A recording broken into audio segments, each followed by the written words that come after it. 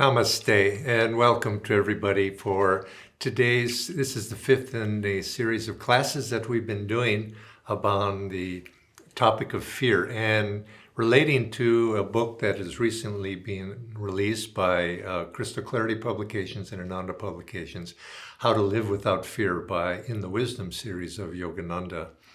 And so I very much recommend that book if you have availability to it. It's on in print version right now. It's coming out in America, which will soon be in India. But also it will be, and I think it is available now online, Kindle books, that sort of thing. And if you have a chance, pick it up and add it to your library.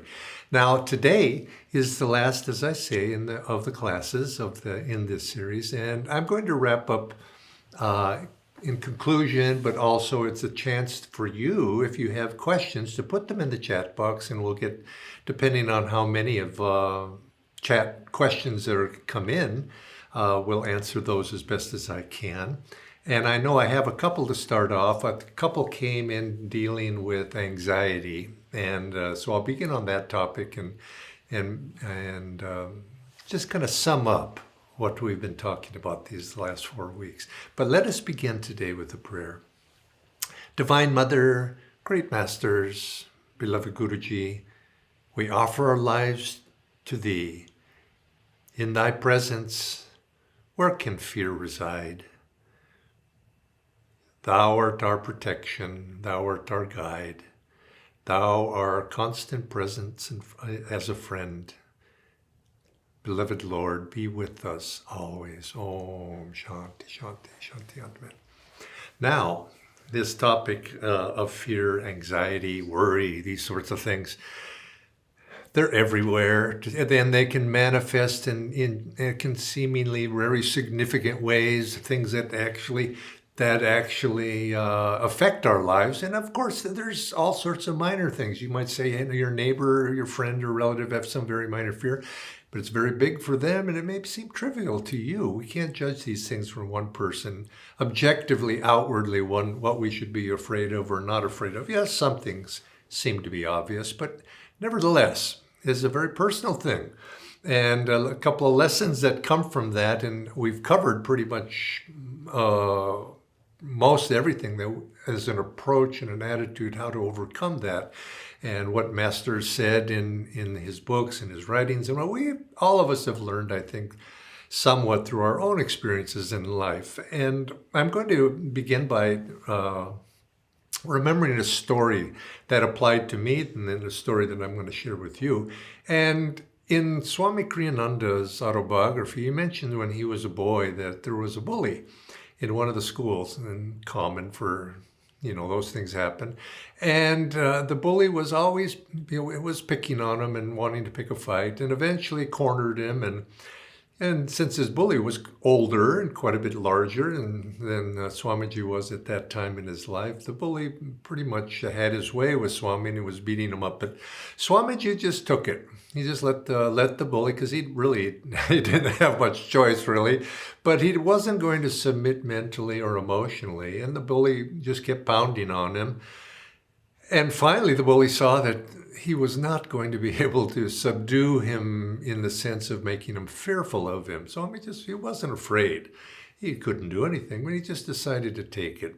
And eventually the bully gave up. And of course, the bully somewhat lost face with all the other people in the room, because he was obviously bigger and he couldn't subdue Swami. And so he backed off. And eventually, as Swami says, once that happened, as days and weeks and months went by, the bully no longer bothered him. He was, you might say, that he gave up on him.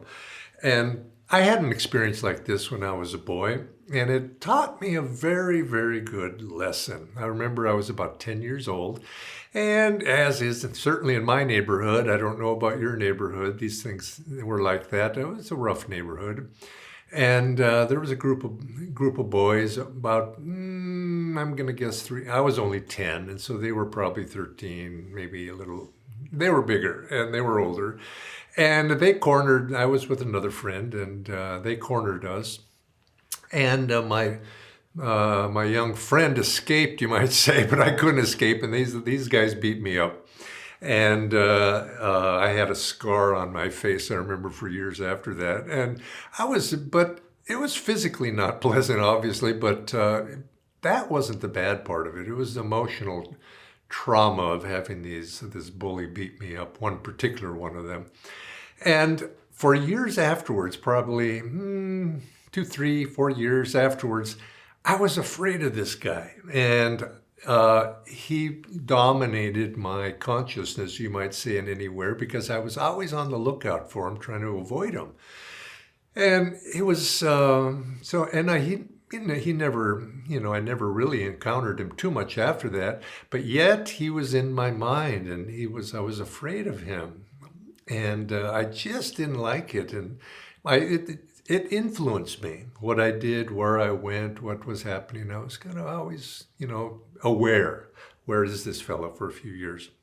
Well, anyway, some years later, at about, let's say 3 years later, somewhere like that, I was in another situation with a friend, and this group of boys, not this same group, different one, this group of boys surrounded a friend of mine and started to harass him and bully him. And, they got into a fight. And I was there, and I could have stepped forward to help my friend, but I didn't. I was afraid.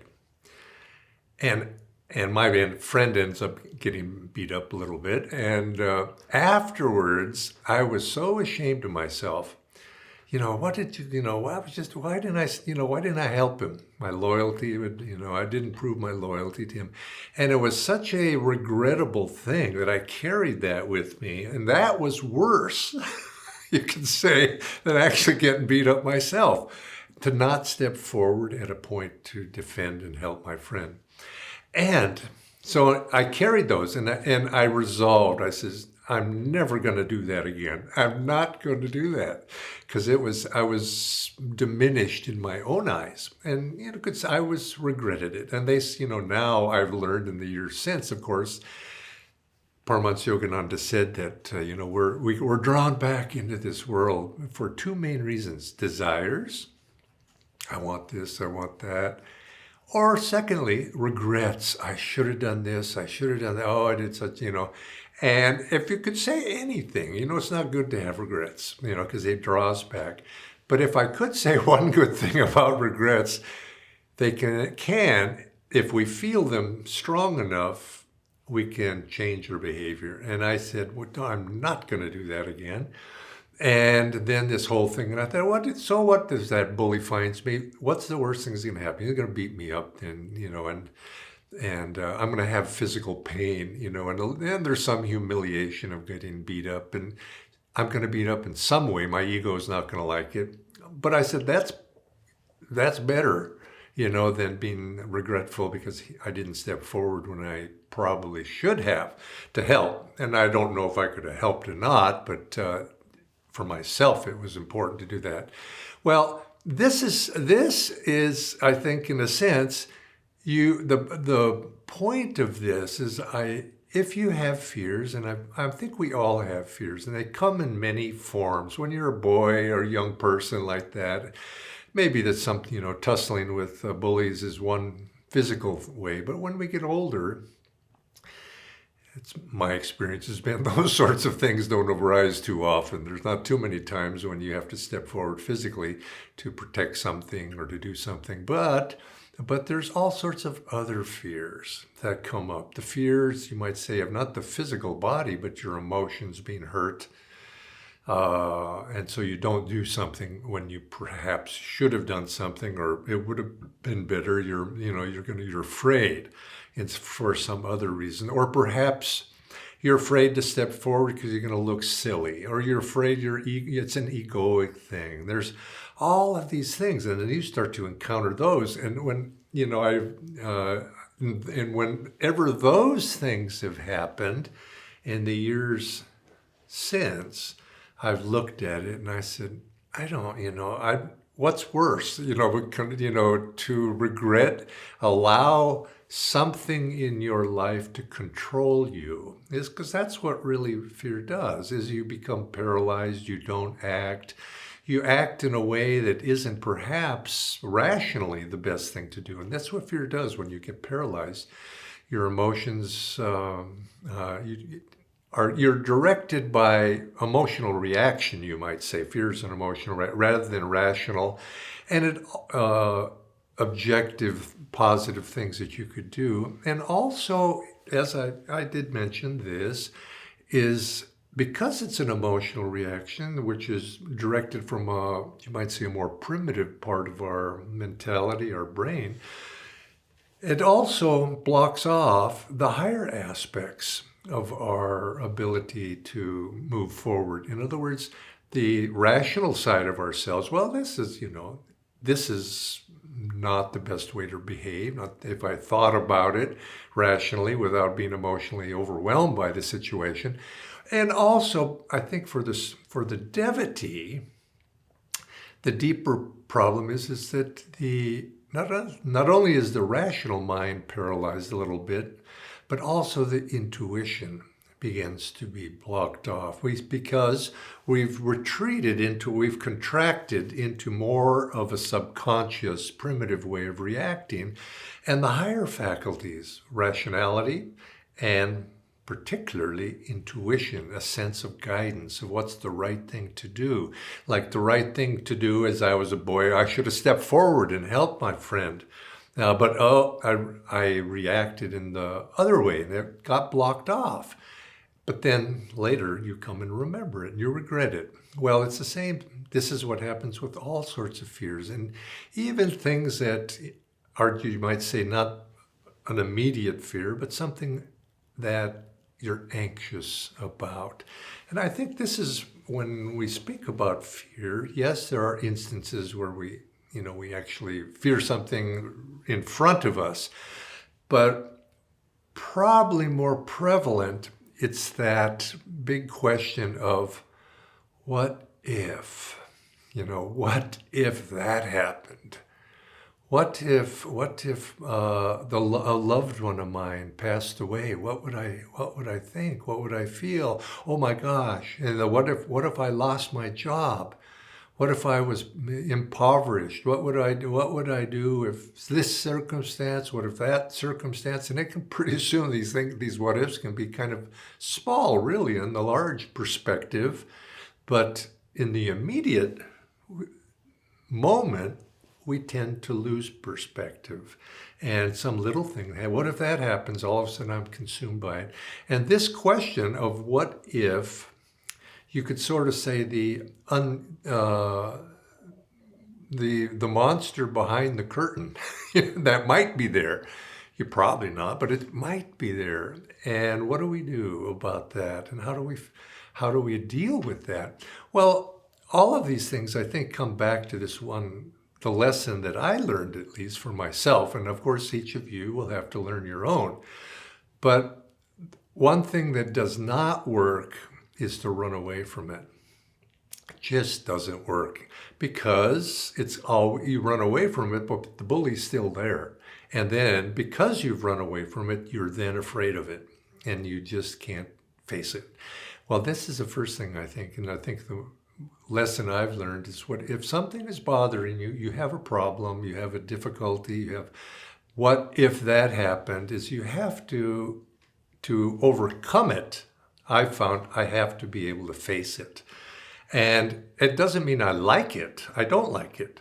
But it's not about liking it or disliking it, things of this world. It's the willingness to face our fears and those things that are potential. And to get to the point where I may not like it, but I can accept the fact that if it comes, I'm going to respond to it and I'm going to do what's necessary. And I think, you could take this to what I say next, you could take it to excess. And some people do. So I'm not saying that. In a sense, you could worry and worry and worry about it, or you could obsess about what if that happened and what am I going to do? What if that happened? What am I going to do? And so, but in the sense of, in the process of learning to accept it, we do have to anticipate it, you see, but not to the excessive extent where it begins to dominate us. but to get to the point where, okay, if these things happen, yes, I can deal with that. And maybe I can't deal with it, but I'm ready if and should it come. Now, there's a tendency, I think it's part of human nature, and I think this is part of anxiety particularly, is the human consciousness. We like things to be fixed. We like a certain security. We like to know what's going to happen. We like to think, maybe even take it a step further, we like to think we can control things. And we want things to be controllable in life. We don't like chaos to some degree. Now, I think to some degree, I think chaos is somewhat fun in a way if you don't know what's going to come. But it's only, you might say, somewhat enjoyable if you've learned to be able to enjoy the uncertainty of life, the uncertainty of situations. I know my duty has been in public speaking and outreach, sharing these teachings with others, and sometimes you find yourself in audiences. And I've noticed that some public speakers and people that have done this sort of work, they say, well, yeah, it's okay, but I don't really like the questions and answers because what are they going to ask me, and I may not be able to answer it. And I says, well, if they ask you a question, you don't know the answer, you just say, I don't know the answer.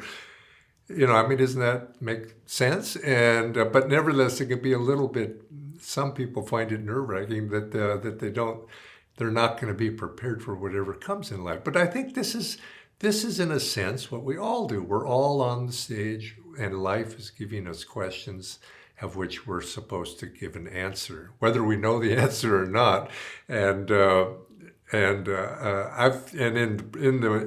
that vein, questions and answers I found to be quite fun because sometimes they're very strange questions and they're way out there, and I'm stumped. And I think sometimes the audience enjoys stumping the speaker, but it's okay.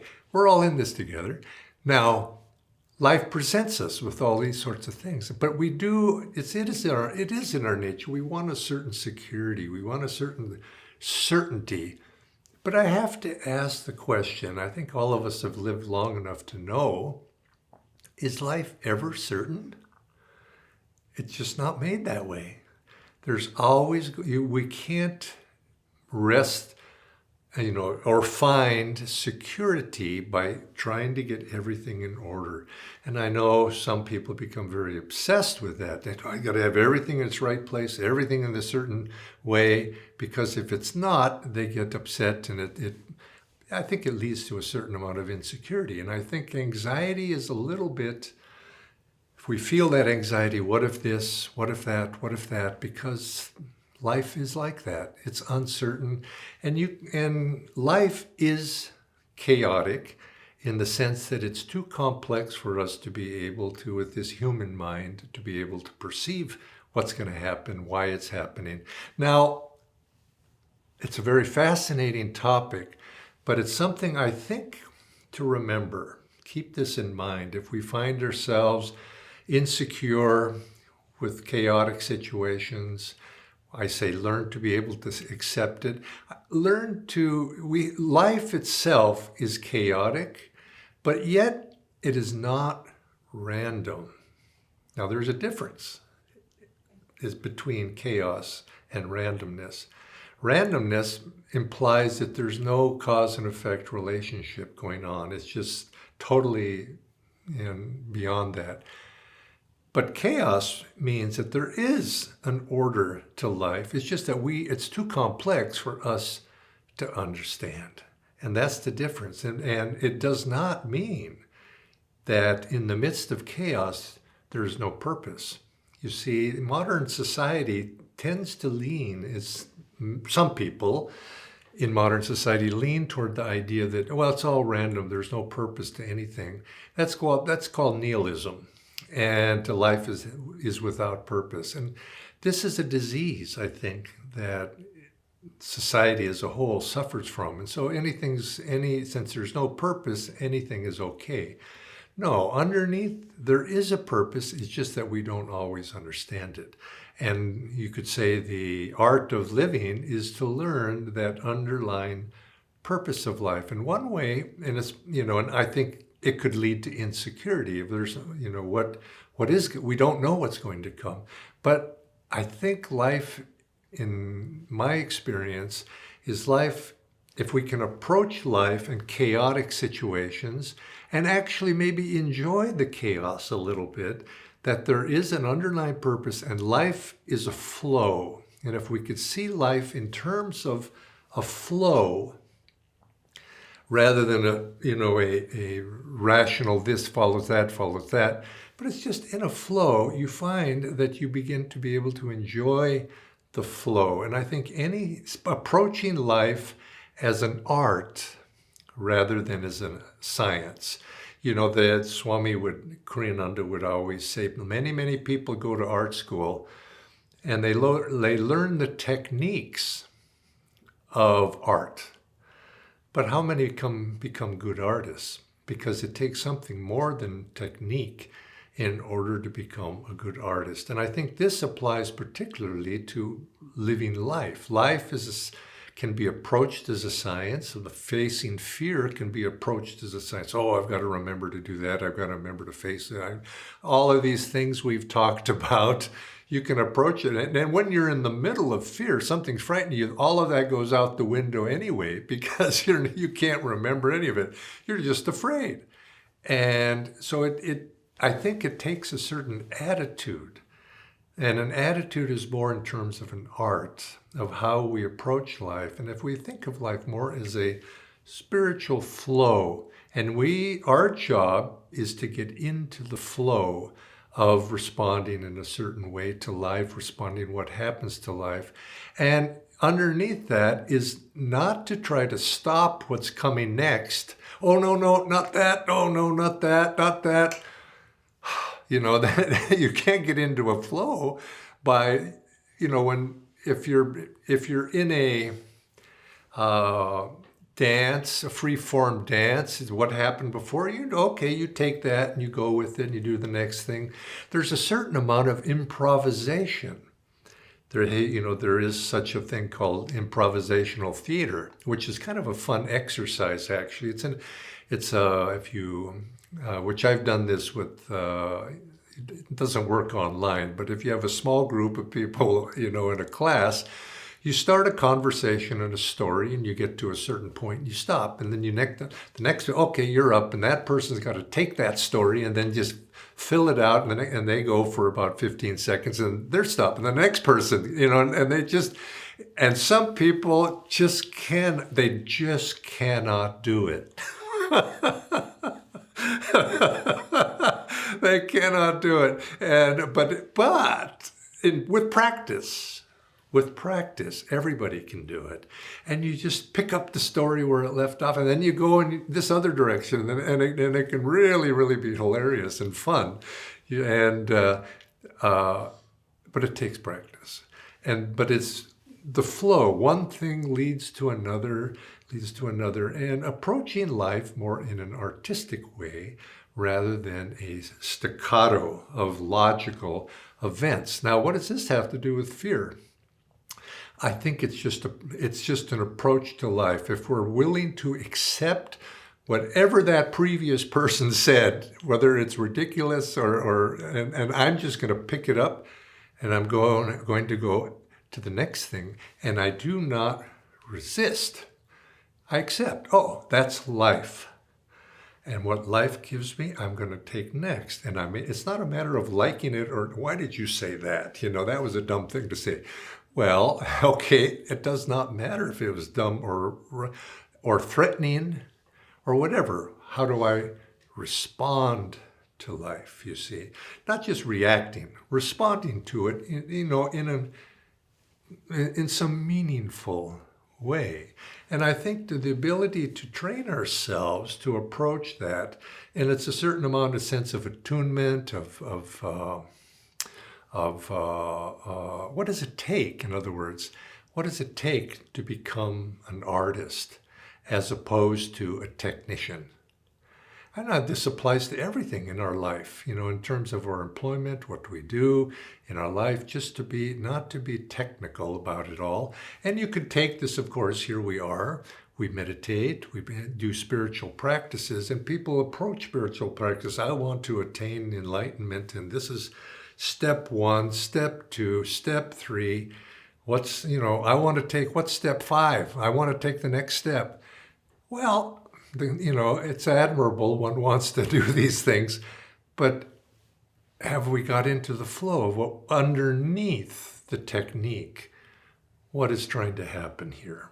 And as we're trying to get into this flow of life, so whatever comes to us, we can just very gracefully, with poise, pass it on to the next person, or respond to it appropriately. And I think if we feel comfortable in the midst of chaos, I think to some degree it's an antidote to anxiety.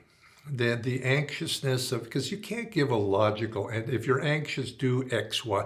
If X comes, I'm going to do Y. You can't approach it that way. You have to say, when X comes, improvise. And you do that, but improvise in a positive direction.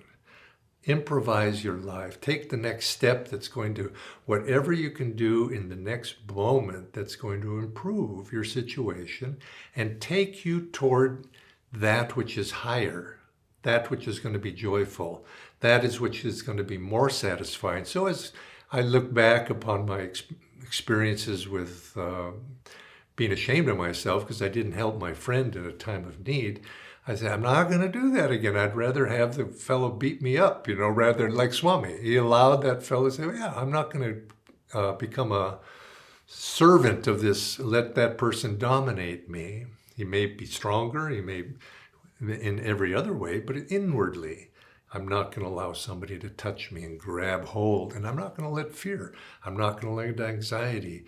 And I'm going to go on like Master said, a worry fast. I'm just not going to do it.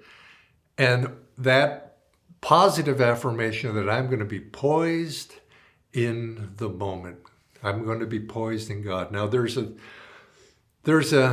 deeper side to this. And or not a deeper side, but there's an example I want to share with you, and I've wrote it down here somewhere. It's a wonderful poem that encapsulates a little bit of our approach to life and fears and anxieties. And it's a poem that Paramhansa Yogananda liked, and he wrote rewrote it in a version which I don't have here, but I'm going to share just the original. And it's a poem by an Englishman who was named Sir Francis Thompson. Now, probably 19th century, somewhere back there. And it's a poem, it's called The Hound of Heaven. And many of you perhaps have read this. And very beautiful. And it's about a man who's running away because he's perhaps out in the wild lands in England somewhere. And anyway, there's this ferocious hound, chasing him.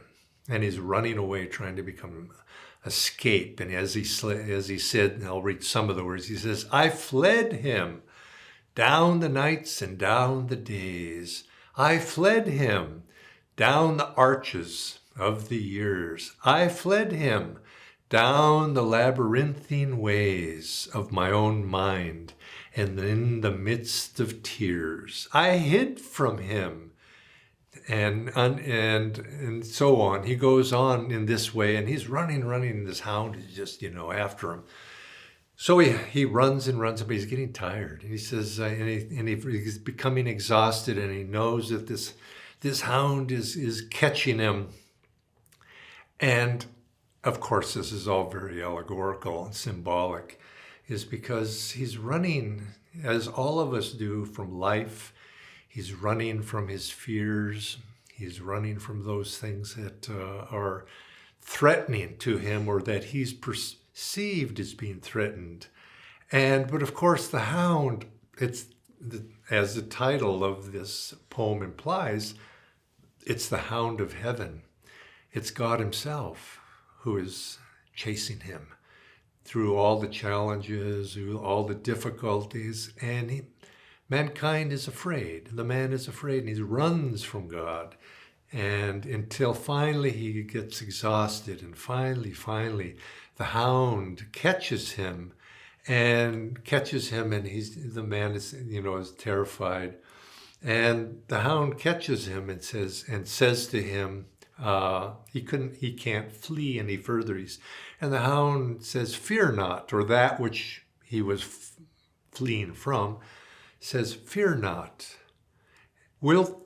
Whom wilt thou find to love ignoble thee?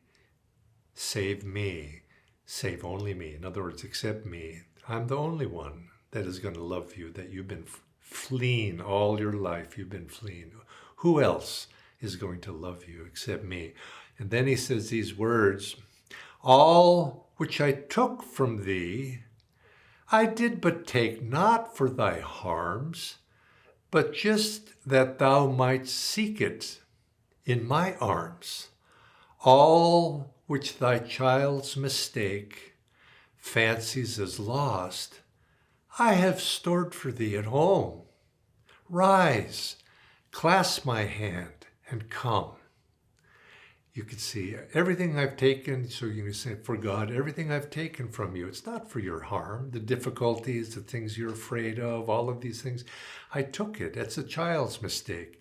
I took it for anything you've lost, friends, you're anxious for the passage of friends and family, children, job, money, possessions, all of these things I've taken from you, not to harm you.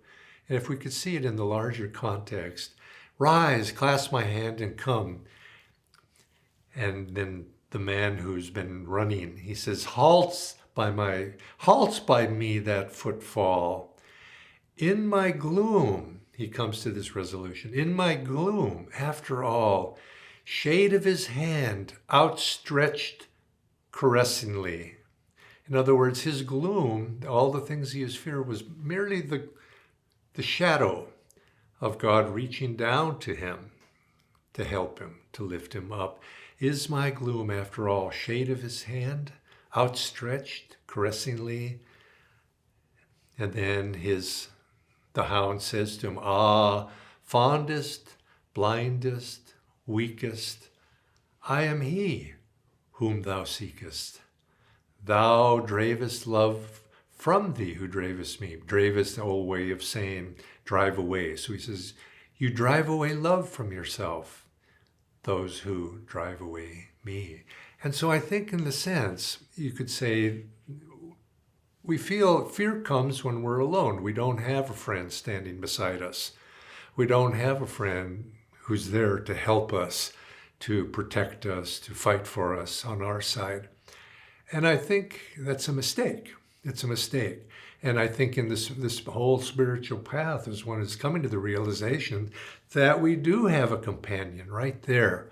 We're not in this alone. This life is not random. There is purpose, there's meaning, and we need to find that.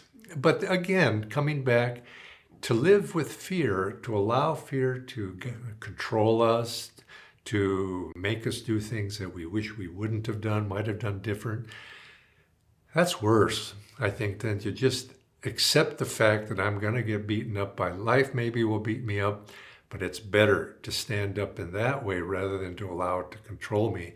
And then we find that we're not by ourselves.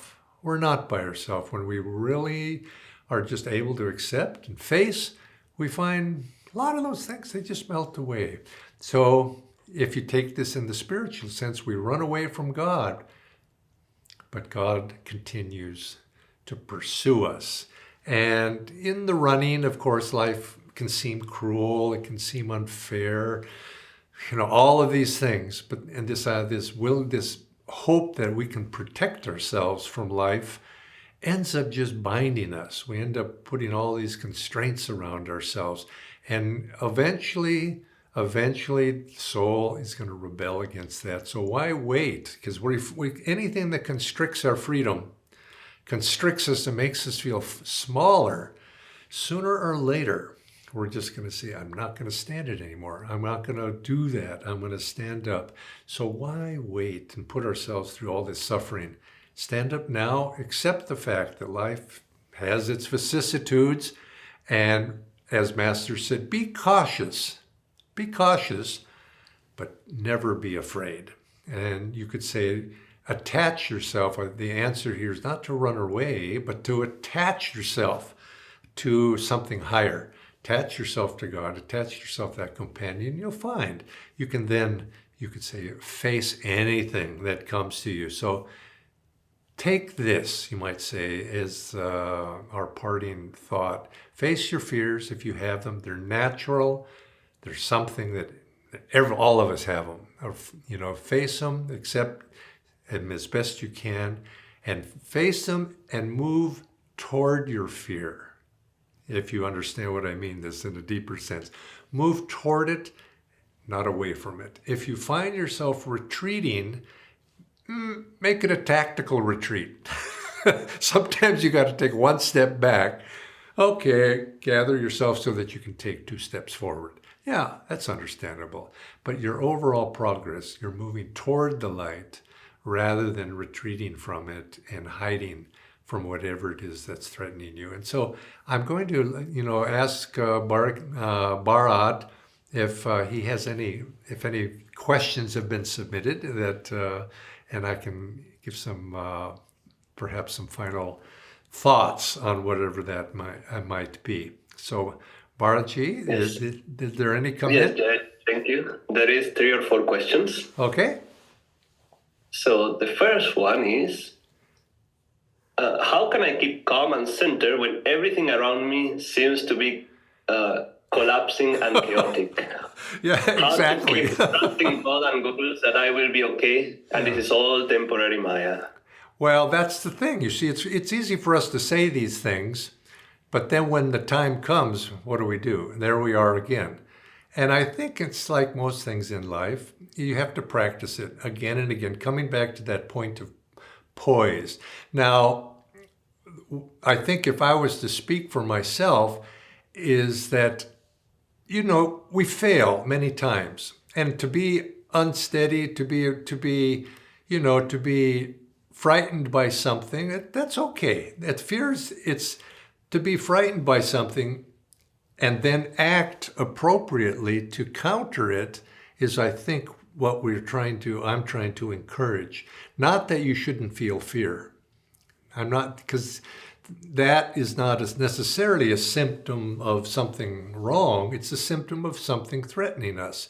Now, there's a lesson in there, of course, that you might feel, but it's really what you do about it that is the important point now here. But what do you do, though?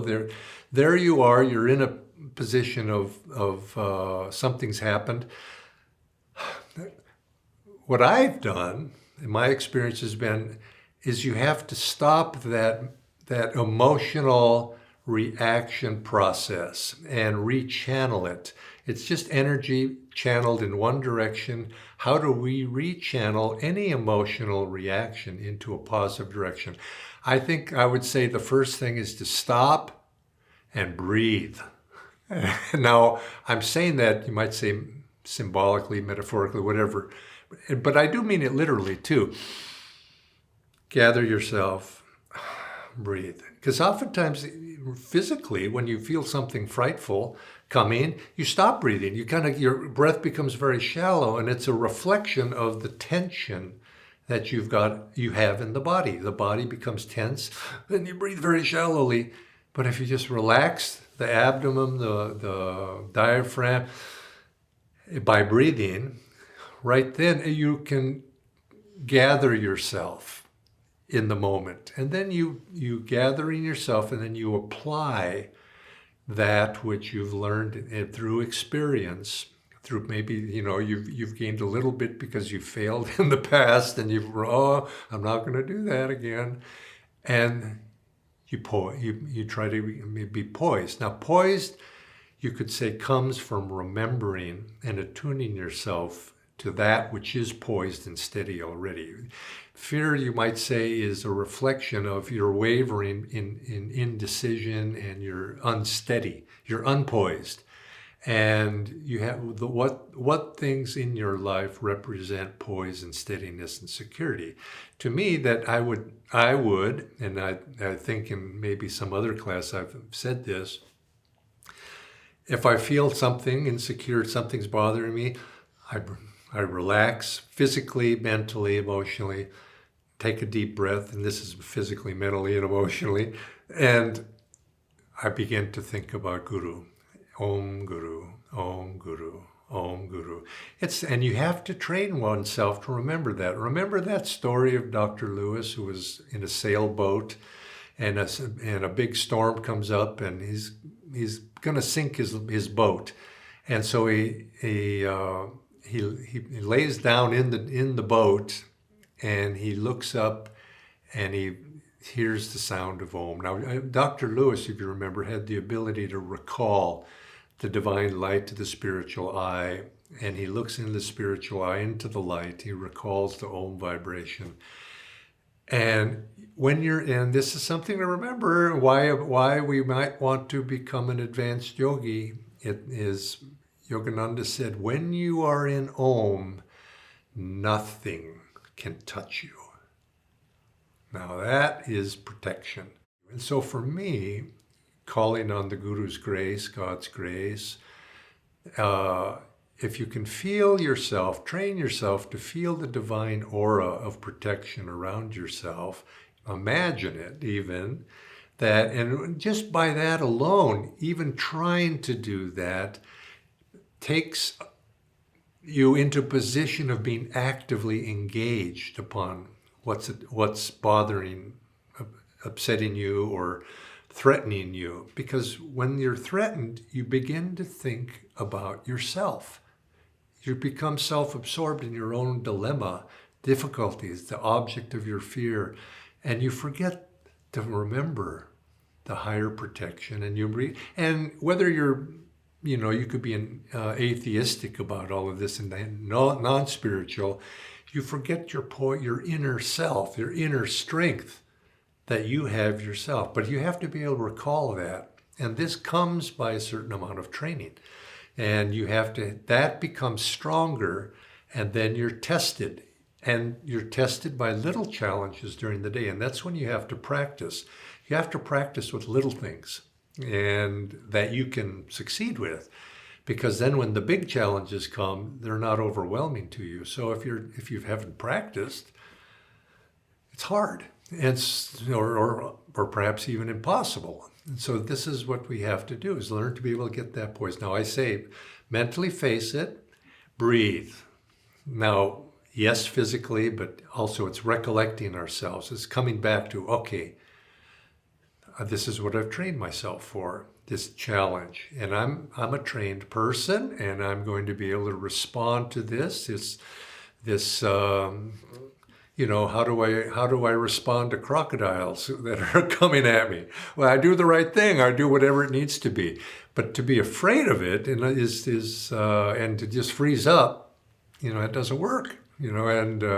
So all I can do is say you have to train yourself. And so that I would start with that.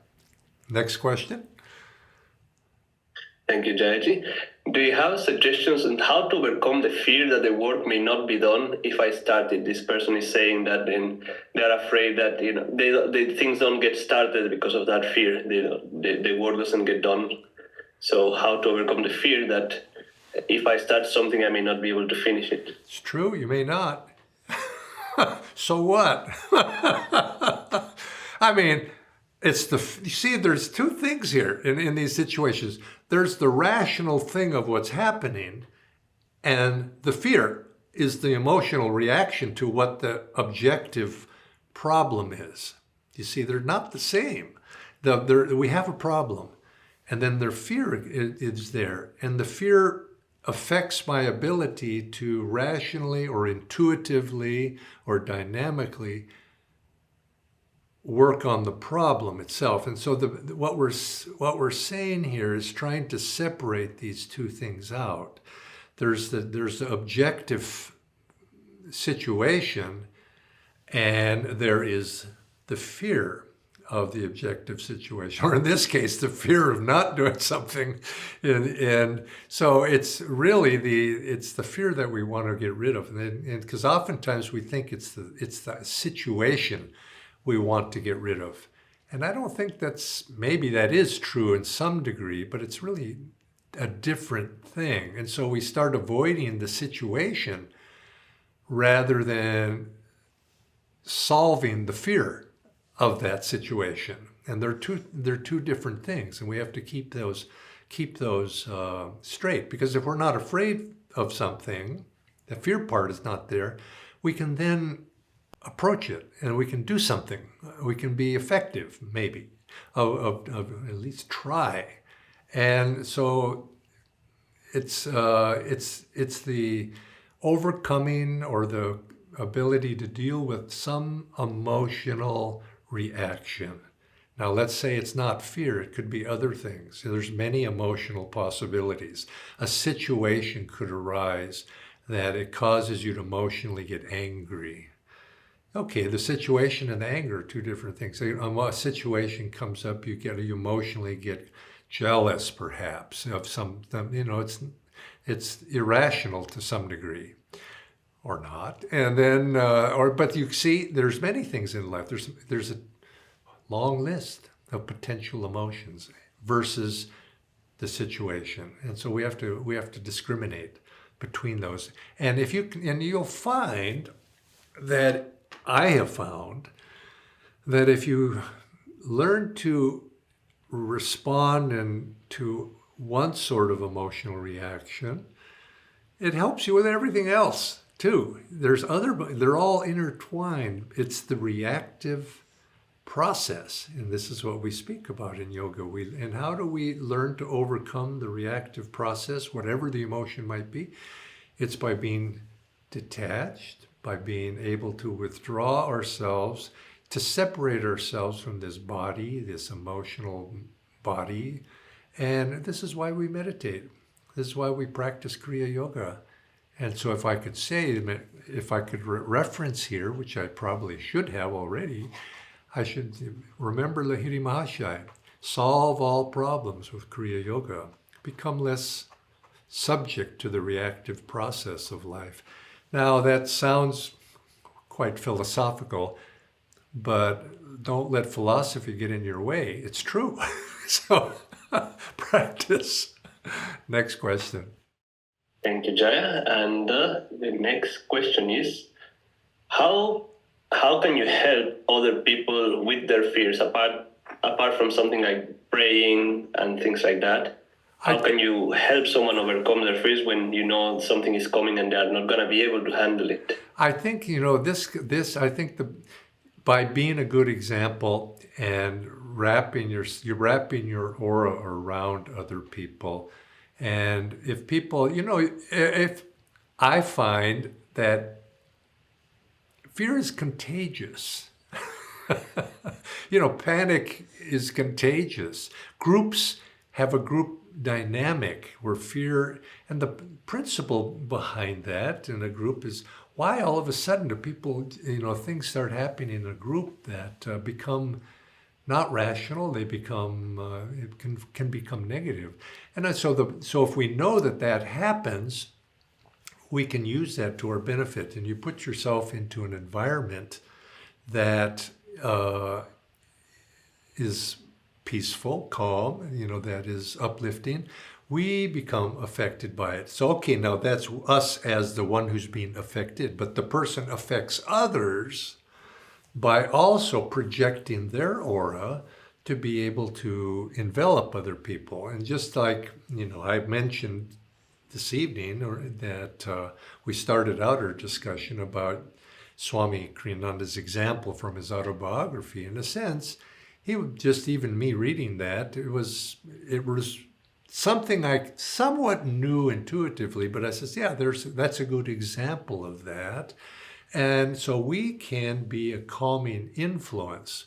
And you could look at many instances in the life of Paramhansa Yogananda, and I look at them in life of Swami Kriyananda, whereas their influence just affected the whole environment. There was a funny little story, I wouldn't say it's funny, instructive story from the early days of when Swami Kriyananda started our community here. This would have been in 1969. There was a little, we had purchased at that time, he had purchased a piece of property which he began as an Ananda meditation retreat. That later developed into the Ananda village and the community. But at first it was just that property. And right by that community or that retreat, there was in the forest there was a pond. And when we would come back and forth sometimes, we'd go over to the pond, and on a hot day, you go swim in that pond. Well, it was on public property, and it was very remote. And one day, Swami Kriyananda was there with a group of others. They stopped by, let's go swimming on the way home. And they went over to the pond, and there was an encampment of some very, very rough characters, and they had their camp there right by the pond, and these were the kind of guys. They had lots of guns and pistols and knives, and they were really rough looking guys. And so anyway, they were over there, and so Swami, this story was told to me by Satya, an early member who's now long passed. But they went there, and they went swimming. There was about 3 or 4 of them there. And these fellows were there on the other side by the bank drinking beer and carousing, and they were throwing their beer cans in the water, kind of low life activity like that. And so Swami sees that happening, and Swami says to him, hey, don't be throwing your beer cans in the water, in the lake.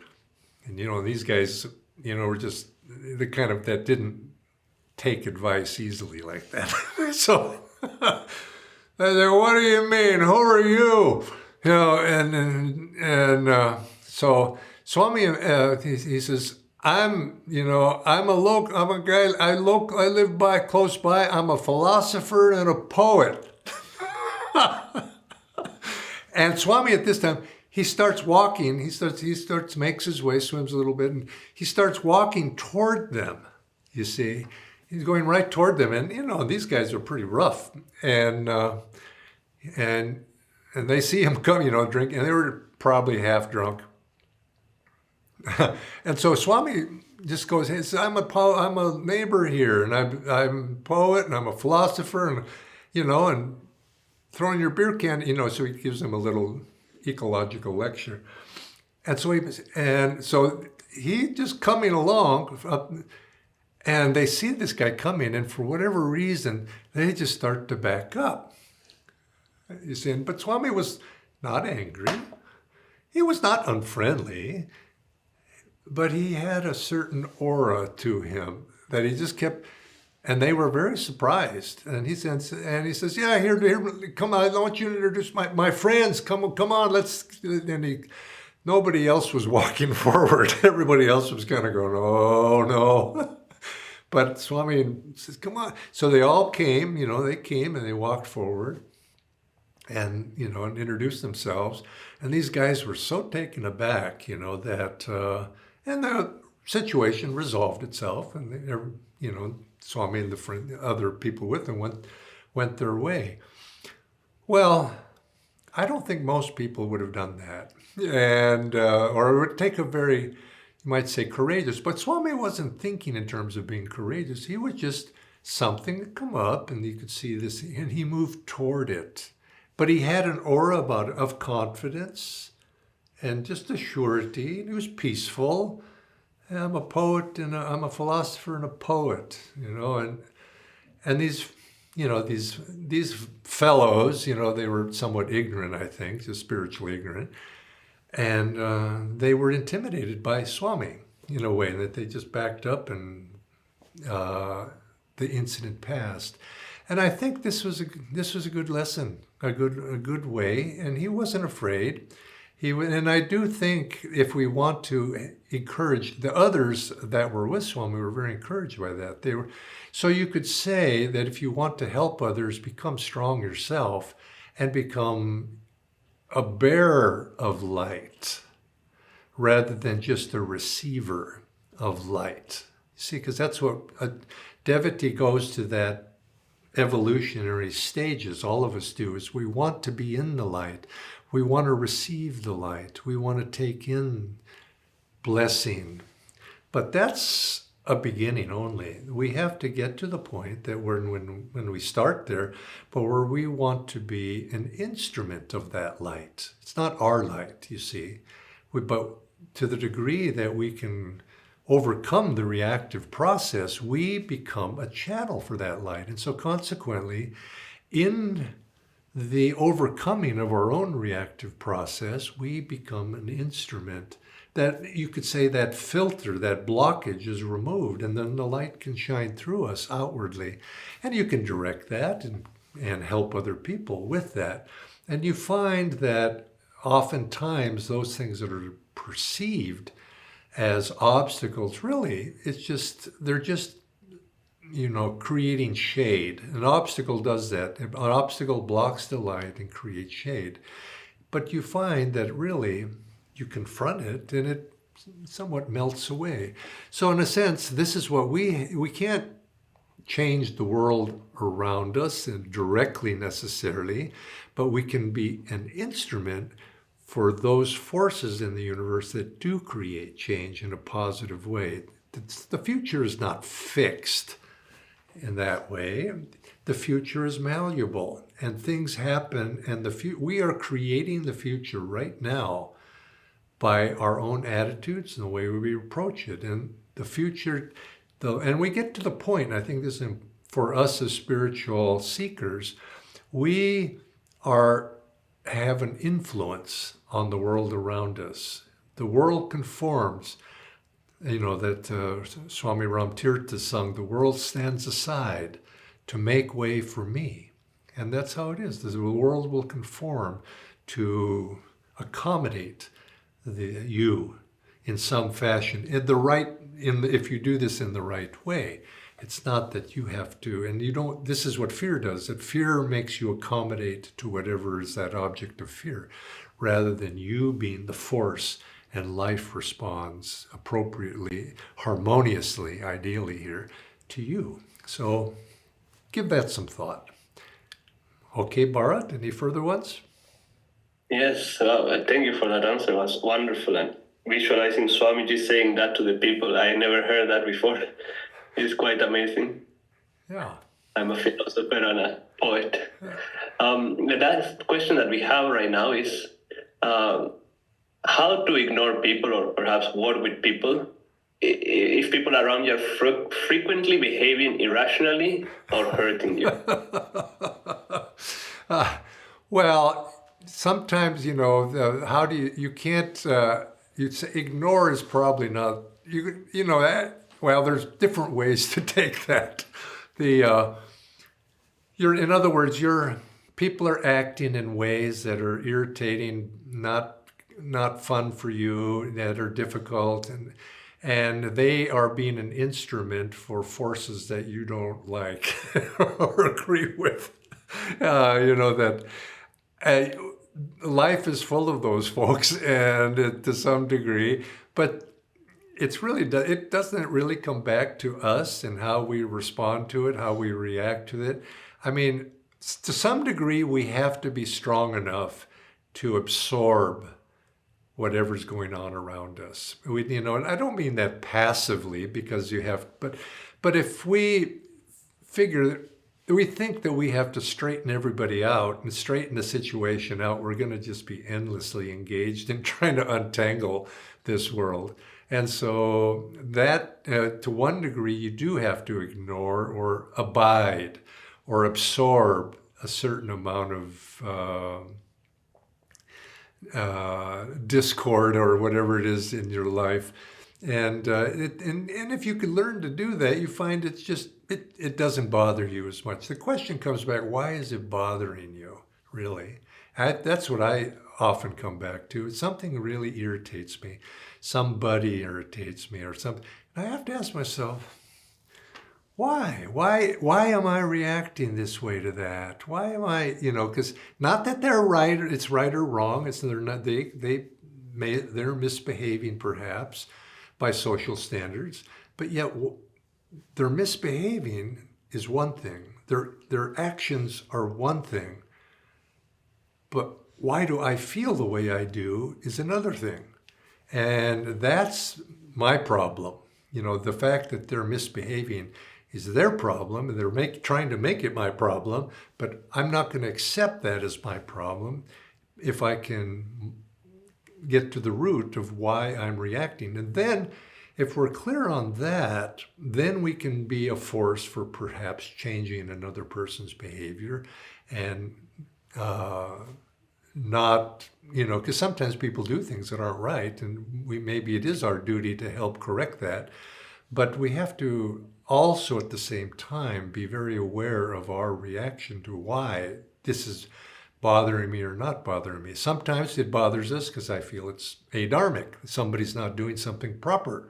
They're harming other people. So, okay, then I'm trying to act as an instrument to that. But I have to separate it out. Is it really adharmic, or is it just, I don't like it? Which may not be the right, necessarily dharmic response to it. So we have to approach it in that way. And so just be clear with ourselves. And this is being honest with our own behavior and being, modifying it or doing whatever's necessary. But we can't be, people, we can't be so sensitive that, oh, it bothers me, and their behavior is, that's weak. You don't want to be like that. Let it be water off the duck's back. You shouldn't allow yourself to be influenced or affected by the foibles of other people. Now, that doesn't mean that you have to agree with them, or sometimes it is your duty, to correct things. And, like even that story of Swami and the pond, they're throwing beer cans in there wasn't right, So Swami, I don't know if he had much hope of reforming those guys, but he did feel a necessity to say something, you see. But it wasn't from inner a negative feeling inward. It was just he felt it was the right thing to do, and he was clear. He wasn't angry. It just was you could say, a dharmic thing for him to say something. And maybe he said it because just to be an example to other people too, is that were with him, who may have been afraid of the consequences of that. I think you tie all these together, I think, and I think the answer's in there somewhere. But I do think, and I'll just conclude with these remarks, if we're standing alone in the face of adversity, it's difficult to bear the burden of all of this. But remember, we're not alone. There's a larger force at play. And if to the degree that we can bring the larger forces of this universe at play, and that there's a divine force of which we are a part of, and of course, the Guru is there in the background. The protection of the Guru is there. Babaji, Babaji. I sometimes would just say, what, just call on that. And his devotees, Krishna responds to his devotees. Krishna protects his devotees. And for me, that's Babaji, Master. They protect their devotees. And you try to do the right thing. And whether it succeeds or fails outwardly is one thing. But if you try to act rightly, it succeeds inwardly. And in the long run, this is what you won't regret. You see, it's difficult to go and to not stand up for the right thing at the right time in the right way. You look back and you say, oh, I should have done it. That's the regret. And then regrets, remember, pull us back. And you'll have to be challenged again until you get it right. So why wait? Do it now. God bless all of you, and thank you. Thank you for sticking with us for these 5 classes. And I look forward. Next time, we'll take a little break here, and we'll come back in a bit of time, and we'll have another topic to address. Now, if you have ideas and desires for me to address something in a future topic, let Bharat know, and we'll try to accommodate that. So, in Master's blessings, go with joy. Have a wonderful day, wonderful evening. Joy to you.